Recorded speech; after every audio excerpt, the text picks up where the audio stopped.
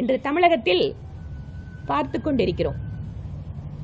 இன்று மாலை துணை முதல்வராக முதலமைச்சருடைய மகன், இப்போது விளையாட்டுத்துறை அமைச்சராக இருக்கின்ற திரு உதயநிதி ஸ்டாலின் அவர்கள் பதவியேற்க இருக்கிறார் என்கின்ற அறிவிப்பு வந்திருக்கிறது. இது கூடவே 400 நாட்களுக்கு மேலாக வெற்றிகரமாக தியாகியாக திராவிட முன்னேற்ற கழகத்திற்கு இருந்து எப்படியெல்லாம் வேலை வாங்கி கொடுப்பதற்காக பணம் வாங்கினோம், ஆனால் அவர்கள் புகார் கொடுத்தவுடன் அந்த பணத்தை திருப்பி கொடுத்தோம் என்று கூறிய ஒரு முன்னாள் மந்திரி மீண்டும் அமைச்சராக இருக்கிறார் என்கின்ற செய்தியும் பார்க்கிறோம். திராவிட முன்னேற்ற கழகம் 2021 ஆட்சிக்கு வந்ததற்கு பின்பாக திராவிட மாடல் என்கின்ற வார்த்தையை பயன்படுத்துகிறார்கள்.